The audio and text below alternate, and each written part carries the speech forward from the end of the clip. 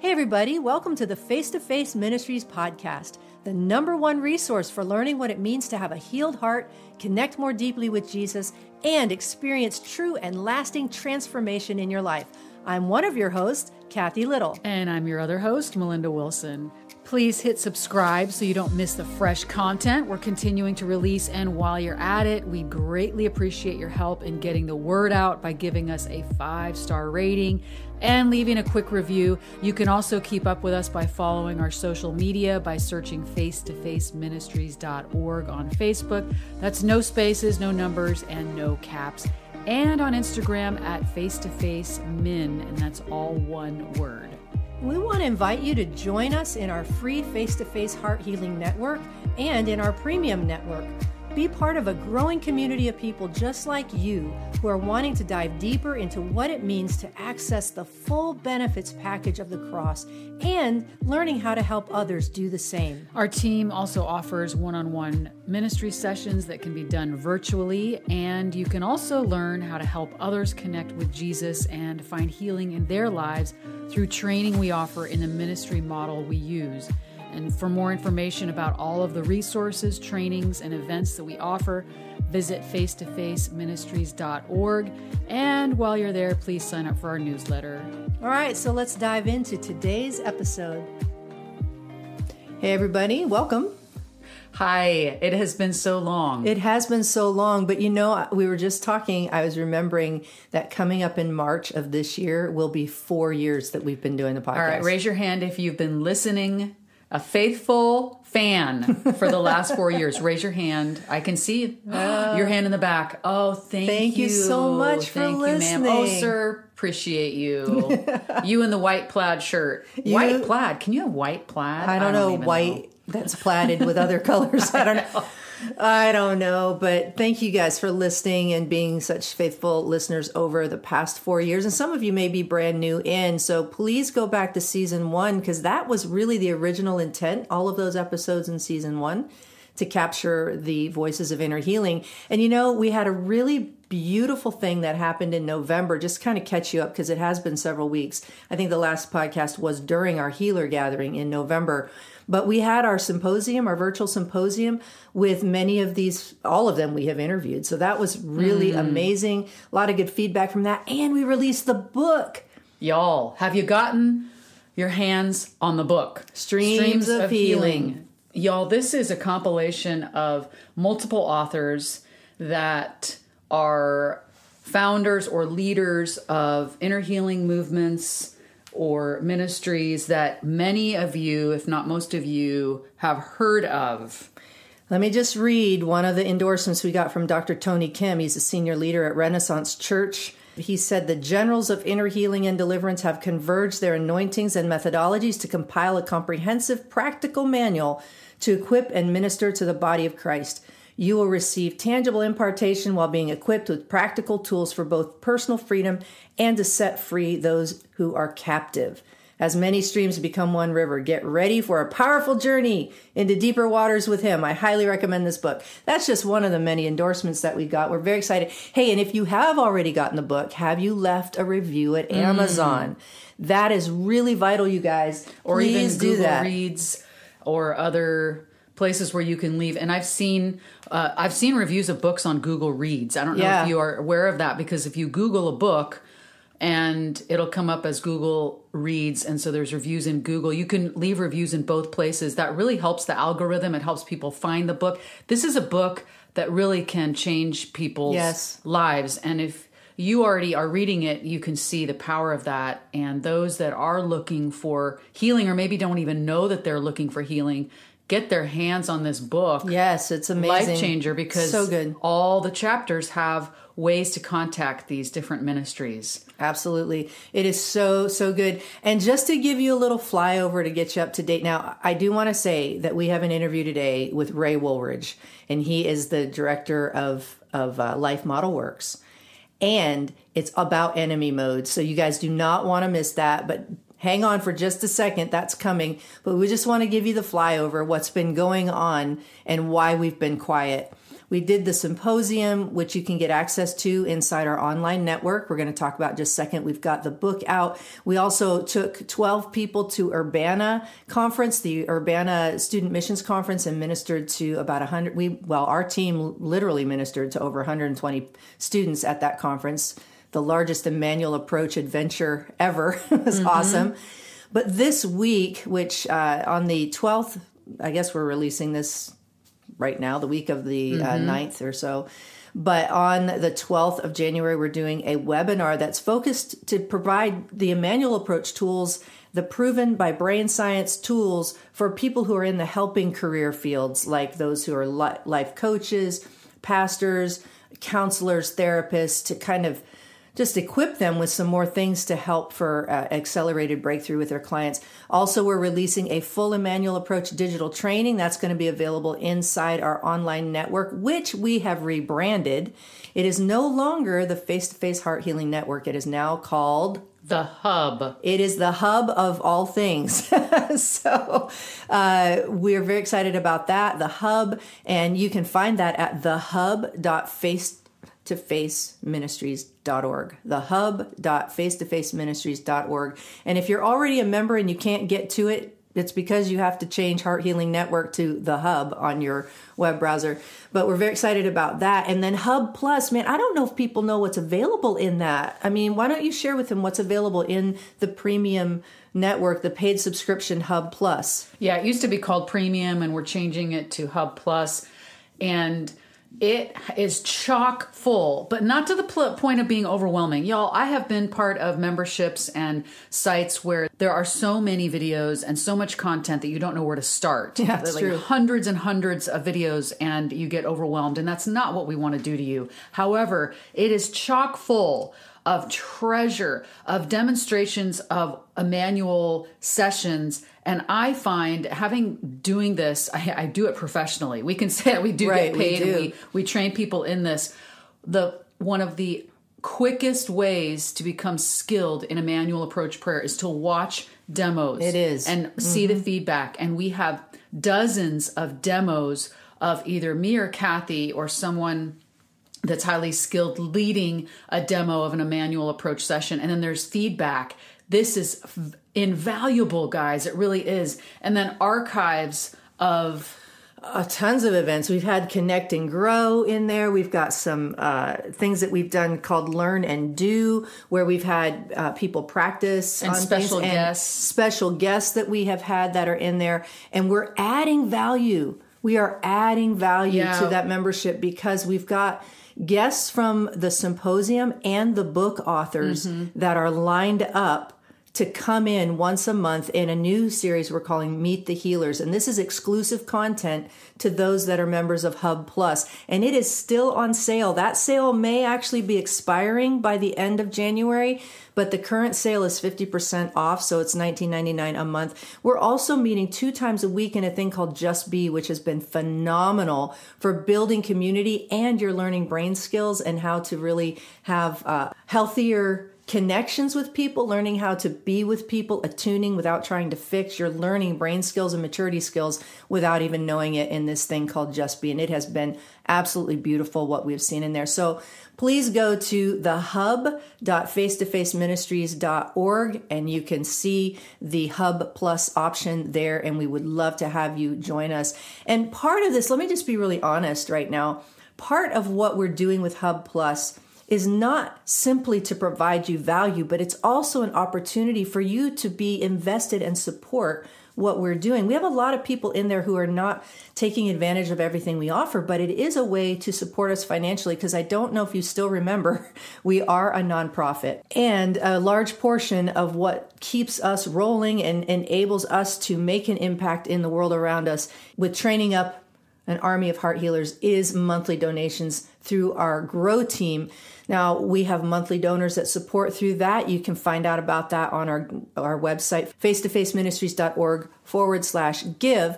And a lot of people do that just to simply support us. And if you are enjoying the podcast, if this is something you want to keep going, we invite you. It does cost money. It does. And it costs free. more than money. It costs a lot of time. And that's very, very slim right now because of all of the other things that are on our plate, because we're really, we've got a lot going on. And so being able to sow into the podcast through being part of our Grow team would be very, very welcome. And for those that may want to also receive value, it's not a tax deduction for being part of Hub Plus, but there are a number of people who consider that supporting us and the mission and vision that we have. Here's the thing. Try it out for a month. If you don't like it, get off. Yeah. You know what I'm saying? Get off. That sounds so rude, but you know what I'm saying? We get to try things out, see if you like it, give it a month or two. And if it's not something that is really clicking with you, then you can end the subscription. But I would say just try it. It costs 3 Starbucks ventis a month. Yes. If that. Sometimes or one meal out. $8. Yeah. One meal out, $20. Yeah, and it will give you a guarantee on that $19.99 at least through the end of January, but that sale may expire, so you might want to jump in there now. There is a 7-day free trial before your card is charged, so you can look around. And one other thing that's in there for those of you who are interested is there is a 2-hour digital training of the basics of the Emmanuel approach that's completely free and included. That's another high value item right there. Super high value. And again, just to quickly run back to the mentoring track that we are starting. Oh, come on. I don't even think we've mentioned that. No, we didn't. January 31st. There's so much stuff going on, you guys. It's ridiculous. And I don't know how we manage. This is a 6-week mentoring track. If you are brand new to Emmanuel Approach, you've had a little bit of training, or if you are an experienced, skilled practitioner, the mentoring track is for you. Listen, we have been part of Dr. Carl's mentoring group for going on 4 years now, and we learn something new every single time. Absolutely. This is how we learn and grow. So join the mentoring track. It's just 6 weeks.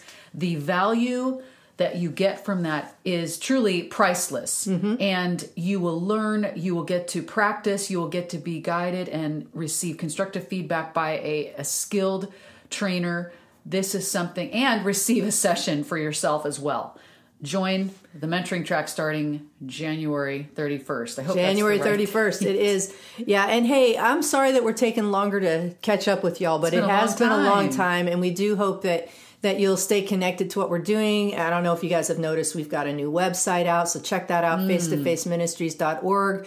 And everything that we've mentioned event-wise is already on our training-events page. So if you go to trainings, you can click on a button to get into there, or just type in training-events. I think that's it. We can probably move forward into our conversation we interviewed Ray back in early December, I think it was, and been sitting on this interview, getting ready to release it in the new year. But Ray is a retired brigadier general in the United States Army. And so he's like got a style of leadership there that got him very far.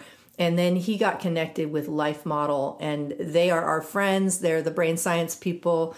And he has a really great story to share. And also he and Dr. Jim Wilder have released a book a couple months ago. I think it was just a couple weeks before we released ours in November, called Escaping Enemy Mode. And if you saw the symposium, we had a demonstration of what enemy mode could have been between Dr. Carl Lehman and Father Andrew Miller from HeartSync. And if that makes you curious, which it should, go get a copy of the symposium. Get it. It's worth watching. Absolutely. Please go to the hub.face2faceministries.org, and you should be able to see that as an option for purchase there. But we're very excited to bring this interview to you with Ray Woolridge. I think you're going to like it. Thanks for being back with us. Welcome, Ray. We're so excited that we finally get to meet you. It has been a minute. We know a lot of people in common, but haven't had the chance to meet you, and very excited about you and your role at Life Model. And we just would love to have a moment for you to introduce yourself, who you are, a little bit about you, why you're doing what you're doing, and just kind of introduce us and the audience to you, and then we'll dive deep into some of the resources that you represent and have available. How about that? Oh, that sounds great. It's a delight to be with you two today, and with anybody who will listen down the road. I've been on the team at Life Model Works a little over 2 years, but my story, I came to faith as a young man in college. I really grew up in the military because most of my life has been either in uniform in the Army or as a civilian with the Department of Defense. I met my wife, Deborah, 37 plus years ago, and we just celebrated our 37th anniversary. We are blessed with 5 adult children, and we have 4 grandchildren, and we have 3 significant others that have joined our family so far. And so we're a family of 14, I guess, and we're really happy about that. And Deborah and I, of course, we've lived all over. We lived in Colorado, we lived in Georgia, we lived in Texas, and now we're in the Portland, Oregon area, having just moved here this year. I came to faith as a young man, as I said, and then really felt a calling to become a pastor. And so after serving in the Army as an infantry officer, I went to seminary and pastored a church in the metro Atlanta suburbs in the 90s. After 9/11, I ended up spending quite a few years working with the military again, deployed to the Middle East in uniform, and then had a dual track. I served as a civilian working full-time, but then I was a reservist. And so retired from the military in 2011, but I also had a cancer battle going on. So you can't tell, but I don't have a left ear because of malignant melanoma. And so there was a 7-year journey of multiple surgeries, multiple things going on. And in fact, we just went to see an oncologist yesterday just for a routine checkup. And praise the Lord, I'm 8 years symptom-free from the last recurrence. Come on. But melanoma is serious business, and people die of it every day. So we're thanking the Lord. But that led to a wake-up call for me. Life is limited, life is precious, and I need to pay attention to the things that matter the most. And it also led my wife to want to live without regrets. And in 2008, through a church Bible study, we discovered the little book, Living from the Heart Jesus Gave You. And my wife immediately resonated with the book, got the book immediately, and started using it as she works with women. I read the book, but I didn't get the book, and I was happy for her to read the book and use the book. But I figured that book is really not for me. Yeah, I consider myself a leader, but I don't consider myself a broken person. So there was a lot of hubris and narcissism in my response to the book. Fast forward, after the cancer battle was at its height, she began speaking about how I'd made her feel. And that led to lots of enemy mode interactions between us, mainly me considering her the enemy. It started to shift, though, in 2018. A friend who I've known, who was in our wedding, who I've known my whole life, and Deborah had been asking me, we need to go to get some Thrive training. We need to go get some relational training and learn how to live out the life model. And what tipped me over the edge to doing that was when my friend and his wife went, and it changed their marriage and was changing their life. And I started discovering things like attachment and my attachment style, which was unhealthy, and how I have gaps in my maturity. And that has put us on a journey. Frankly, I'm the least likely person to lead a ministry like Life Model Works. I can think of very few more left brain people than me. And I succeeded in the military because of that ability to master lots of information and figure out solutions. But I didn't succeed because I was relationally gifted, because I'm certainly not. And so the journey of the past few years has been transformational in our marriage. And it culminated really with a phone call in the summer of 2020 when the board of Life Model Works asked me to throw my hat in the ring to be considered to be the next executive director. And they hired me in August of 2020. I started in September and then retired from the military totally right in the middle of the pandemic, and have been working with Jim Wilder, with the team at Life Model Works since then to kind of set the stage for the organization's future. Now, Life Model Works really is built on the legacy of Shepherd's House. And Shepherd's House was a counseling practice in Southern California that brought a lot of help and healing to people. But the question was in 2020, who are we that's unique, and what do we bring to the world that's unique, and how can we position the organization for the next few decades? And so we've been charting a different course. And we've been rekindling some relational connections with partners. We've also been dreaming of what it could be like. And I came on with an agreement of the board that I would serve as executive director for a few years to kind of stabilize things and prepare for the future. And along the way, Jim Wilder started talking to me, hey, I've got this thing on my heart. It's enemy mode. 2 years ago, frankly, I would have struggled to define enemy mode for you. And I think I would have understood stupid enemy mode. Everybody gets that one. But to explain simple or intelligent, not and then to write a book about it. That was really the honor of a lifetime, both to serve as the executive director, but also to partner with Jim on this book that we know the world needs. I know I need it myself, and my family needs it, but it really needs to get out far and wide. So that's kind of a long introduction, but and there's a lot of other things we could talk about, but I'm just so blessed to be invited to talk to y'all today. You know, Ray, even just a few things that you've said, we could kind of camp out on. But I do want to swing back to, you're talking about enemy mode and like, oh, I could easily define that. And other, I would think most of the listeners are like, I don't know what he's talking about. But I do find it very interesting. You talking about living life without regrets, and your wife said that, and then how you have changed over the past several years of being less left-brained, and it's of course affected your marriage. And I do want to circle back to that, but what you just talked about right now with enemy mode, not all of our listeners have necessarily listened to Jim Wilder or the other podcasts talking about that. So will you help us? You just wrote a book called Escaping Enemy Mode. What does that mean? And can you define the different enemy modes that you just referred to? Sure. Enemy mode is simply a non-relational brain state where the relational circuits or the master control center is offline. And we view the people around us as problems to fix or obstacles. We are not looking to make a relational connection with them. And really the brain views them as not on our side.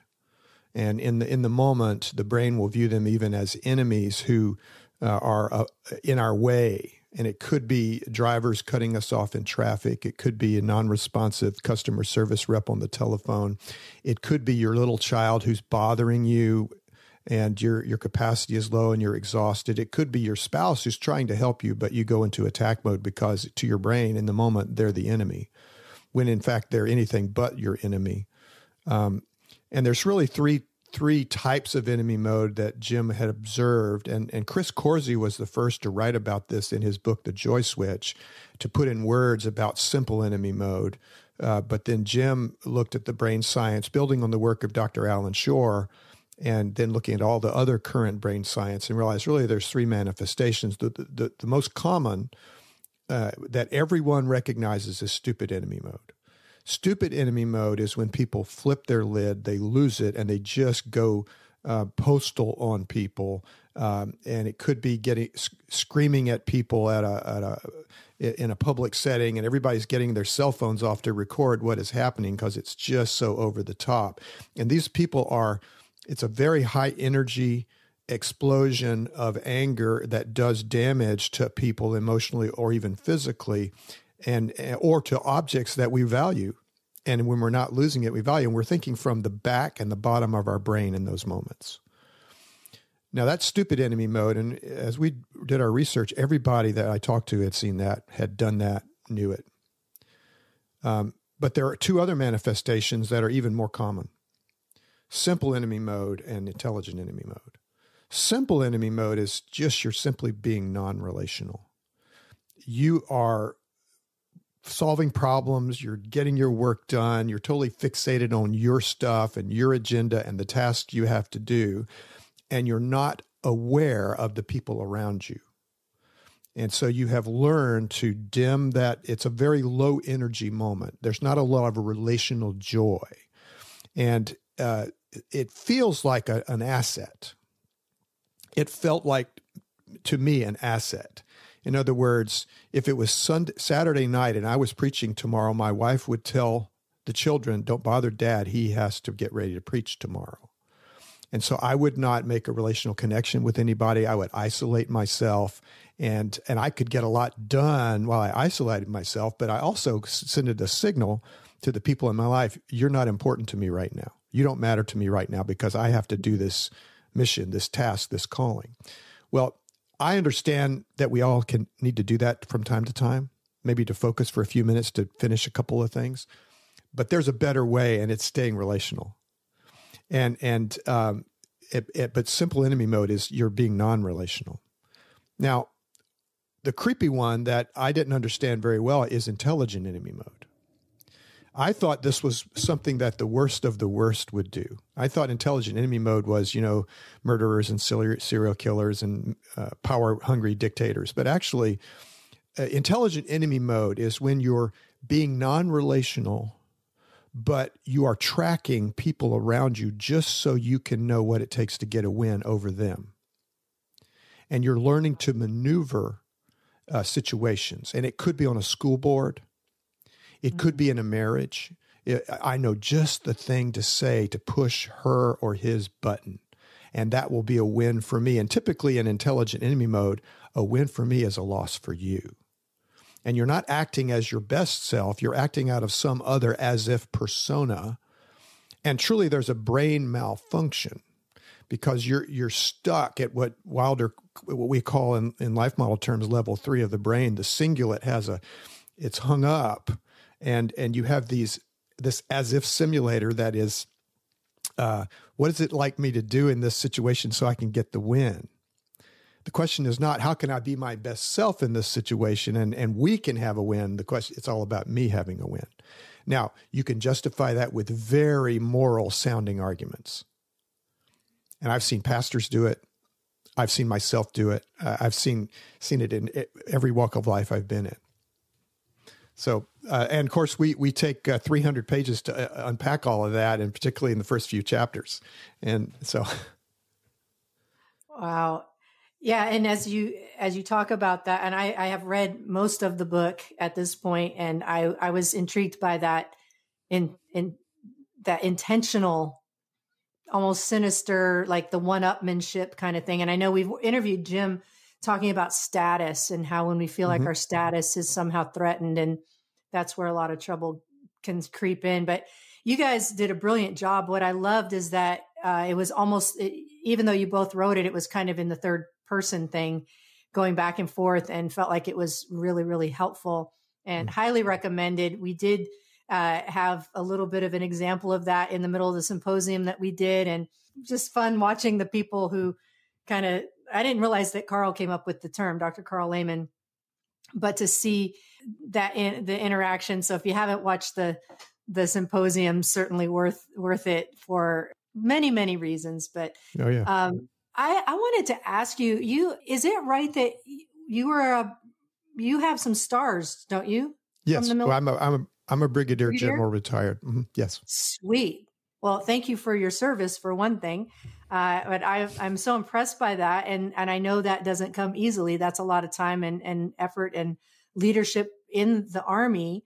Knowing what I know about Life Model and how the brain skills and the maturity skills and brain skills and all that are involved in Life Model, knowing that you're coming from a very high ranking military position and you're a man, how was that transition and shift for you into being more connected to who you are meant to be and growing in those skills and being more relational? Because I would imagine that would have been a little bit of an interesting transition.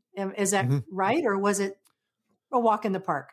No, it has not been a walk in the park, and for a variety of reasons. But I have had a certain way of working, a certain way of leading that was not going to translate to a small, almost startup organization with a small team that was all about spreading relational joy and helping people overcome trauma. And so I've had to learn new ways to do business and new ways to be in those moments. And so there are examples that we tell about in the book but like I was used to making decisions unilaterally and informing people of those decisions. And there's a time and place for that. Like if the house is on fire, somebody's got to take charge and get everybody out of the house. And whoever's got the loudest voice and the strongest body will just start yelling orders, and people will respond because they'll recognize the danger. Well, how often does that happen? And that model doesn't translate to churches or families or even workplaces. So there were early on, our team we were new to working together, and I got called out by the team for announcing a couple of decisions that were not relationally made. And now the other thing that has been very difficult for me is that I've got this high energy, get a lot of stuff done kind of way of doing my work. And so my clock is always running, and I'm always thinking about what's next. And really it's fueled by fear. And it's fueled by this question deep in my heart: who am I if I don't succeed? And so through a journey of therapy and I've always believed that Jesus is present and I could ask him about anything. And I've always believed that I should take pauses to pray, but I've mostly not operated that way. And so I've been carrying burdens that are not really mine to carry alone. So I had to learn to take breaks and to be satisfied with how much is enough. Now, we have an idol in Western culture, and maybe this is around the world. It's an idol, and it's the same temptation that I was talking to my wife about this yesterday when Satan tempted Jesus to jump off the temple. He was tempting Jesus to do something spectacular that would get him a lot of followers. Of course, Satan would get the credit because it was his idea. And some people have written about this, and it's this idea of muchness and bigness. If we go after muchness and bigness, then we're going to be something. We're going to be significant. And that's fueled by fear too. So I'm learning in this season to go slower, to seek to keep my relational circuits engaged, to make pauses, to pray about decisions and even small things and big things. But it has been a journey, and it's also been a journey. You know, many Life Model followers are female therapists. Well, I've never known too many people like that in my career because I came from a male-dominated organization. There are plenty of women in the military, but it's still a fraction of a percent. It's still like 10% or 20%. So learning to not be in a male-dominated organization, learning to stay relational, learning to validate stories and listen to people's pain, it's been a journey for me. It's been a good journey. And thankfully, as a as a pastor, having served as a pastor and as a chaplain, that's kind of what we do in the military. But then learning to do it not just as a role you take on, but as an expression of who you're becoming. So I don't know if I answered your question or not. Yeah, absolutely. Just find that an interesting transition for you, and obviously so, because the world that you spent so much of your career in is very different than the world that you're in now. That's right. But how has the Life Model stuff, like, can you share some stories about just some practical ways that, like, you look at things so differently now than you did? Like, is there, just to make it a little more personal about what life is like for you now versus what it was like? I think for me, prior to the past season, and the past season really would be the last 5 years. And I think before then, I kind of operated like, if it is to be, it's up to me. And I realized early in life I could perform. And I could get the grades and I could do the work. Now, I had to do it at a cost, though. And the cost was to take the attitude of, leave me alone, I've got work to do. And I felt like I was all alone doing that work. And if you would just leave me alone, I could be productive, right? Well, in this season, I'm realizing that that's almost the law of diminishing returns. There are certain things that only I can do, but most things we do together with each other. So learning to work slower. Now, put on top of that, I'm working at home. So I don't disappear to a building somewhere. I'm working from a home office. So I see my wife regularly. And so she has been, these past 2 years from working at home, she's been saying, I don't feel like I'm connected to you today. And that's because I'm off doing my stuff. And even when I'm passing through the kitchen to go get a drink or whatever, I'm not sharing joy with her. And so I'm monitoring my relational circuits much more. I'm learning to quiet myself much more reliably. I'm beginning to, and this is, I say beginning, I'm beginning to recognize enemy mode as I'm going into it. And she's helping me as my rescue attachment. You know, someone who can look me in the eye and say, you're in enemy mode right now. Mm. And, you know, I know what it feels like in my body, but sometimes my mind forgets.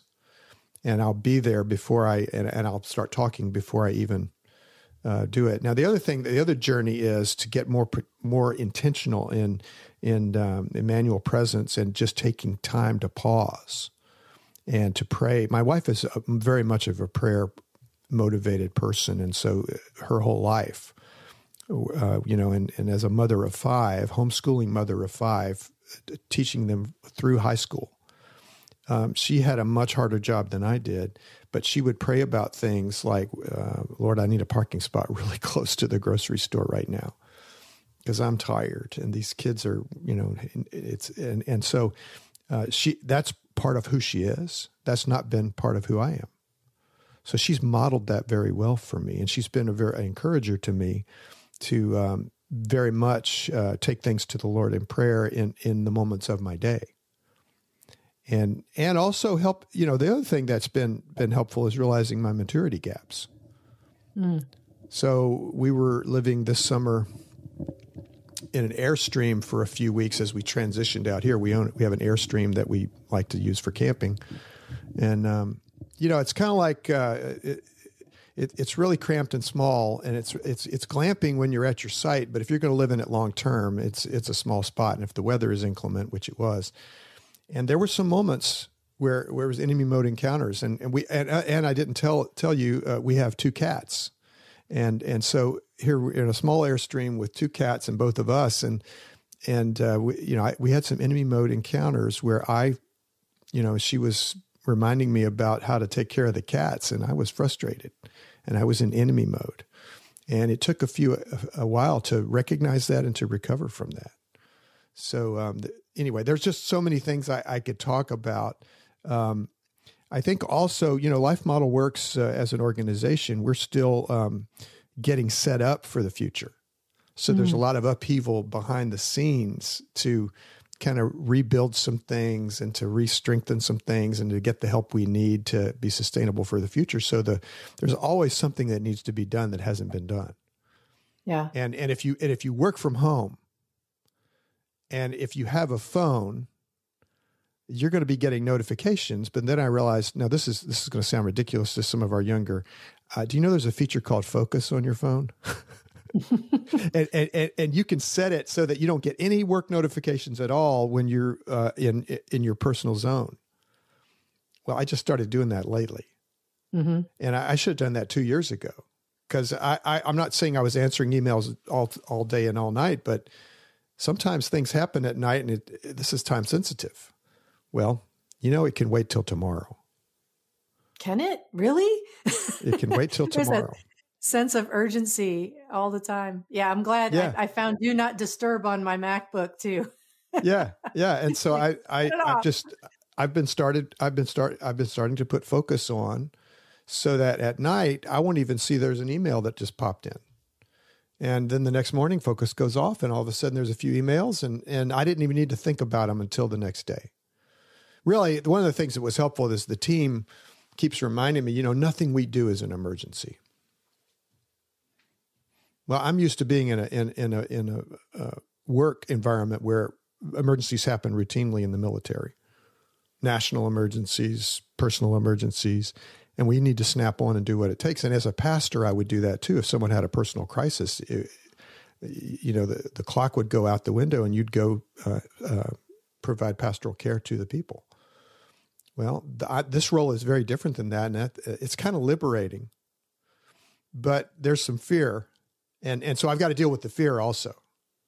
And I've been meeting with a therapist who's been very helpful. Now, I would say to your listeners, particularly to any men who might be listening, I'm 64. I started seeing a therapist when I was 63. It's not too late to get help if there's things that are broken.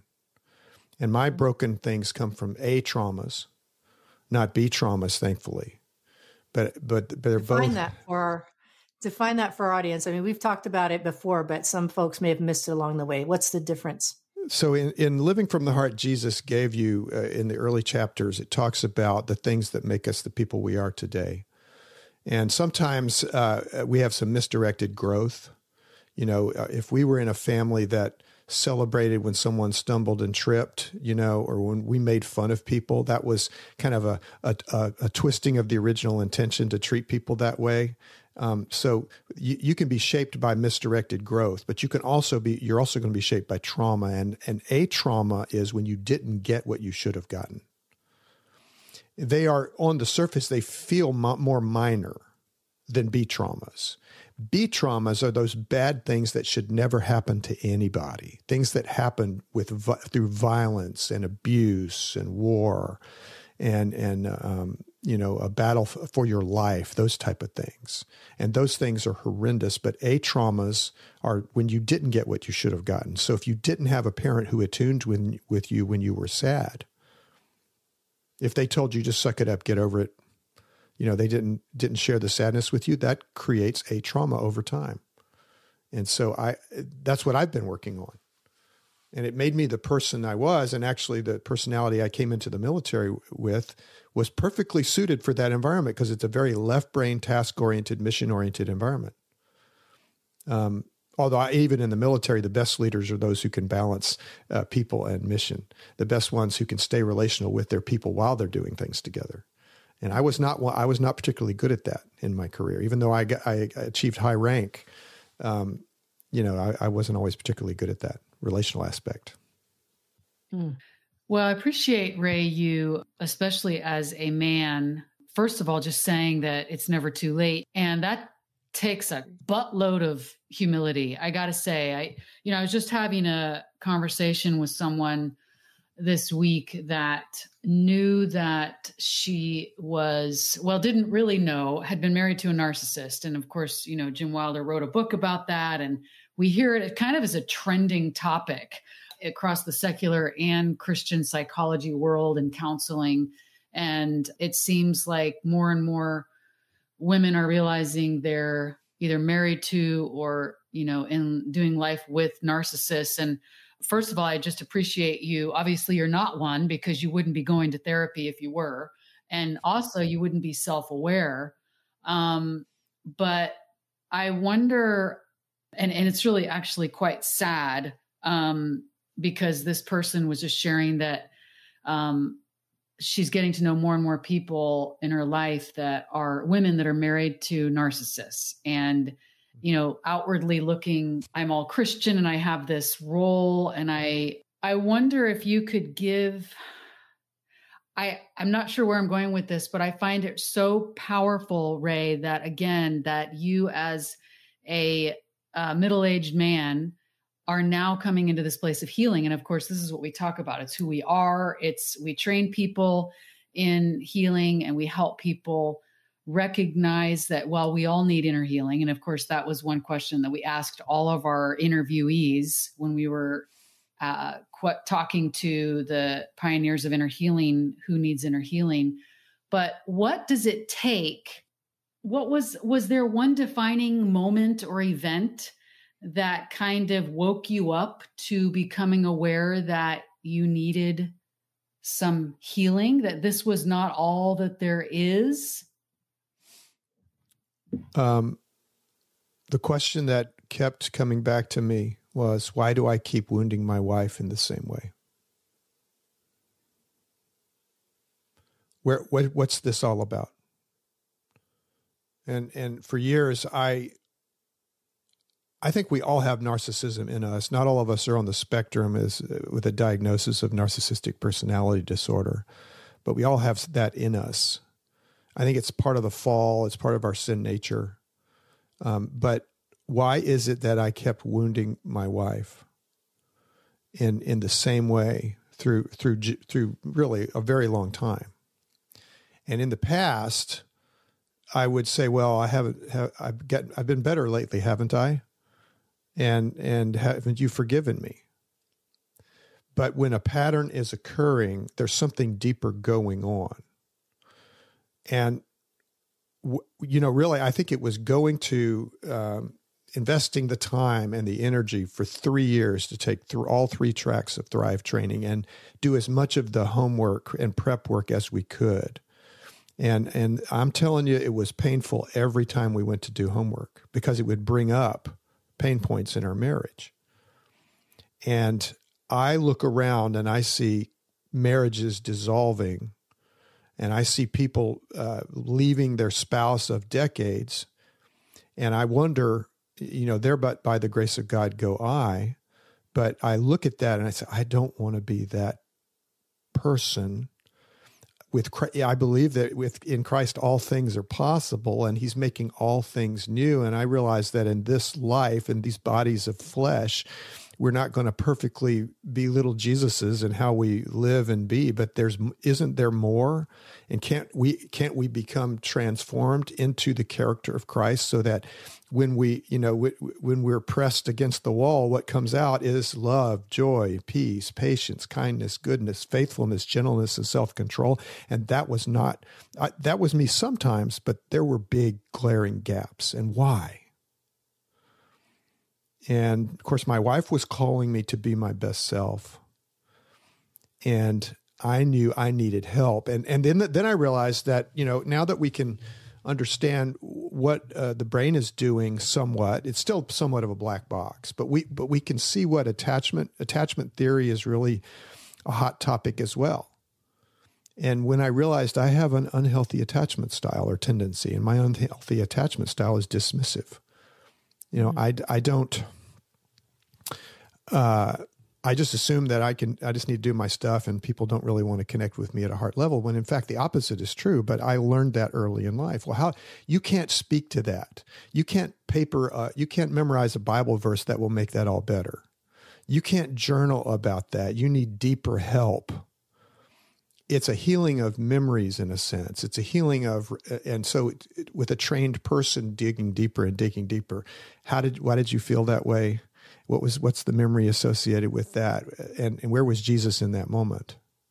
And so I would say that God's goal is to form us into the image of Christ.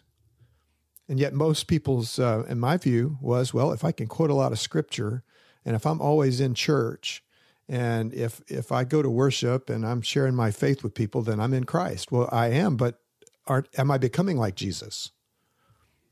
And I think in some areas I was unaware, and I had maybe given up. Well, that's just too hard. Well, of course it's too hard. All of it's impossible. Didn't Dallas Willard say that grace, of course we know that standard definition grace is God's riches at Christ's expense.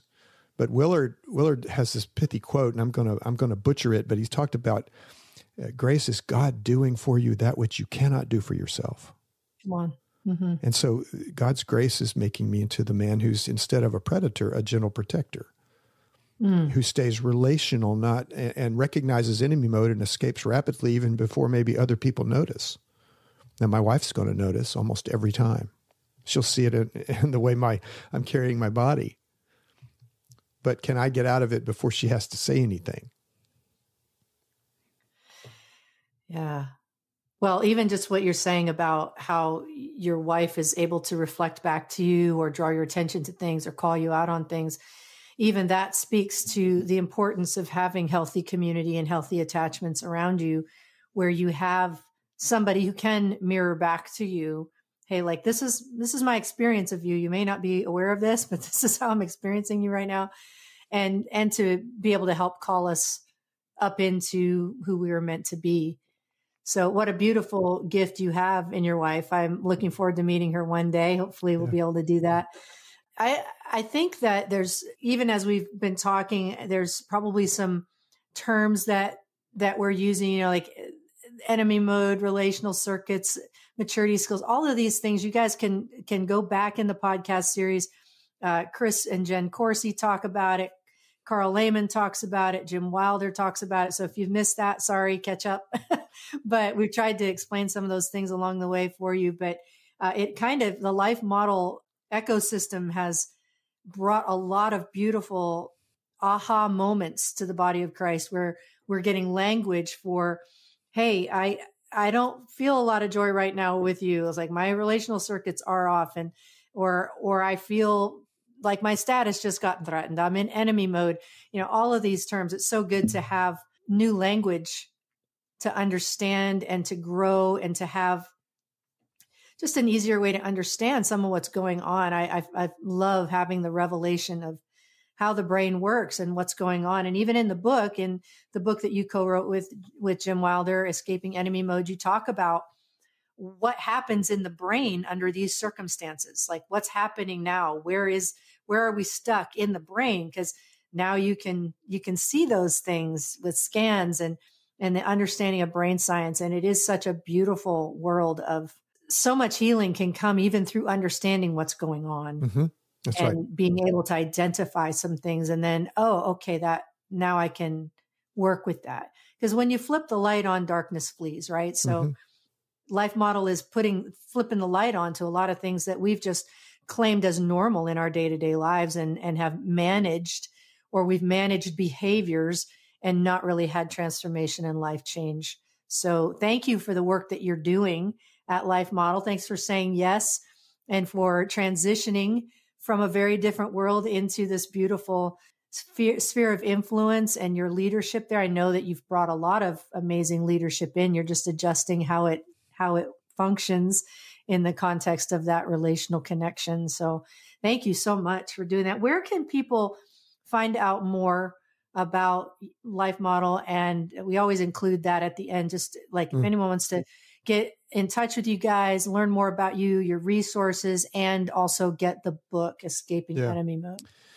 Two websites I would point people to. The first one is the Enemy Mode website, escapingenemymode.com.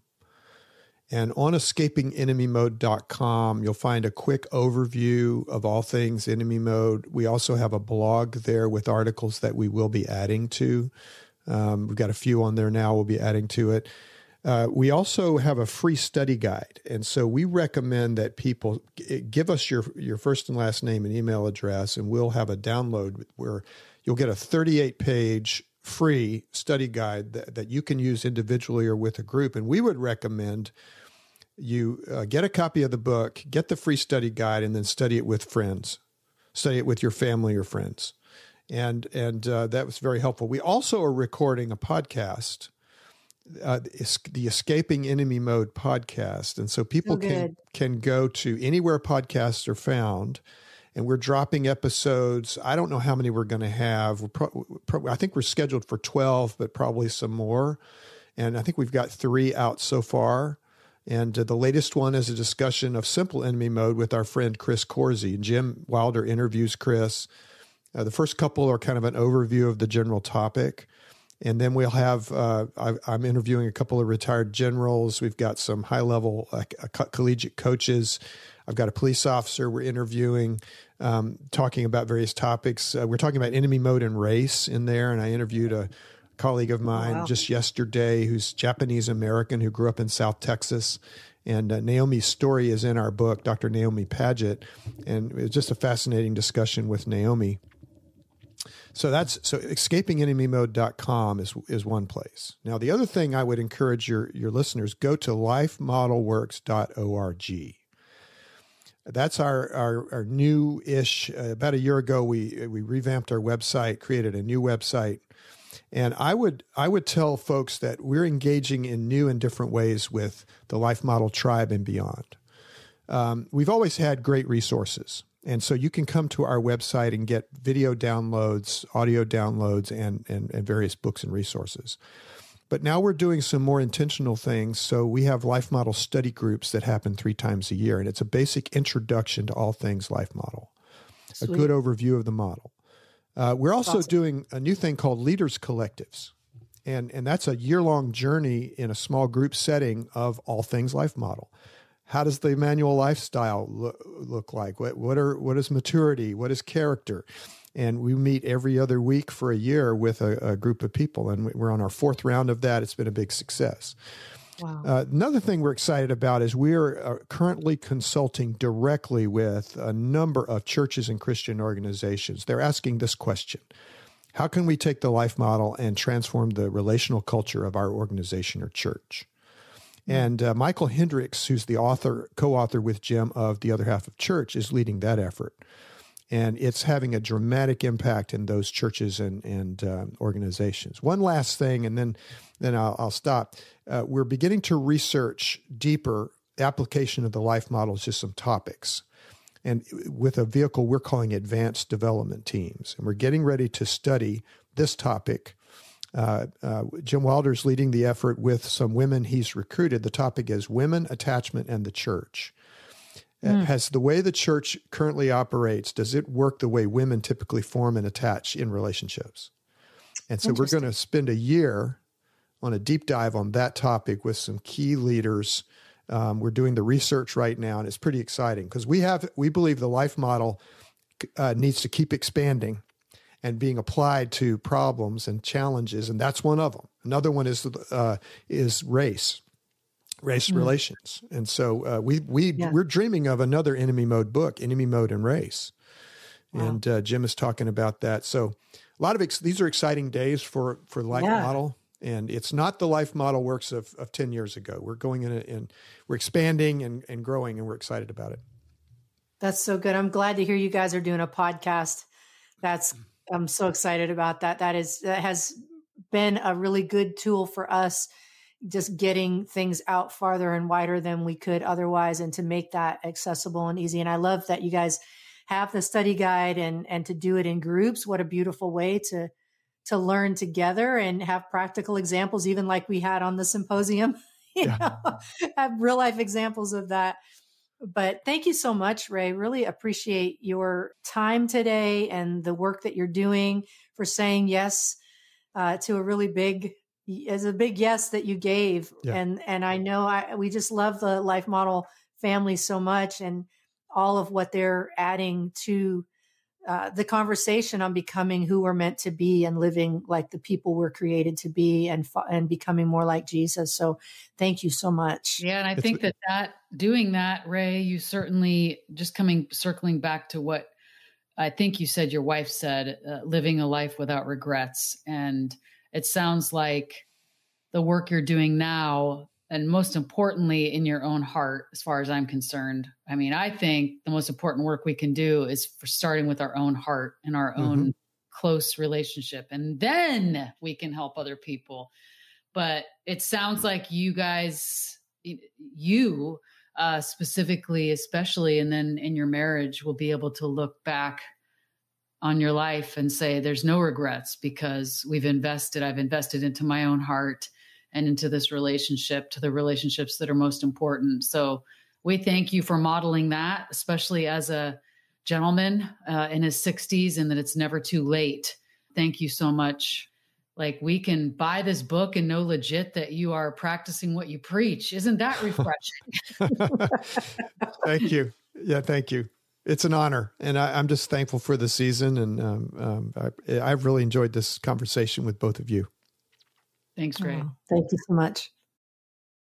Thank you so much for listening. Please check out all that we're offering. It really is exciting to be finally launching and releasing our full Emmanuel digital training, which has taken about 1.5 years to finally release. It's a big deal. And many of you have asked over the months, do you have a full training? We can't make it to your live training, this is it. And there's all sorts of amazing things included in that. So go check that out. And if you're still listening on the week of January 9th, then come to our free webinar and share that with other people. Yeah, and share the book too. There's a lot of great resources that we have. We really need your help. And if anybody is like a professional marketing guru that wants to help us get this stuff out, please contact us, because we're really bad at it. Help some sisters out, We're really bad at it. Please. And we really do. I mean, I'm serious about that. If any of you have some time that you might even want to donate as an in-kind donation to us for some help in that arena. What we don't need is more ideas. We need implementation. We need a sales and marketing professional that can take our ideas that we already have and then actually implement them. And in the meantime, we need our digital army. Y'all share this stuff on social media, and please check out the website. Sign up for our Grow team. If the podcast has been blessing you, you've gotten value out of it, we'd love to have you join us, partner with us, facefaceministries.org/give, and check out the network and all sorts of stuff. It's all on our website. So there you go. Thanks for being part of our no, that's not a fan base. Some of you call yourselves fans. Thank you for listening. We appreciate you. Have a great rest of your week. Thank you for joining us today. If you're enjoying this podcast, please share it with your friends. And please stay tuned for more great content coming your way.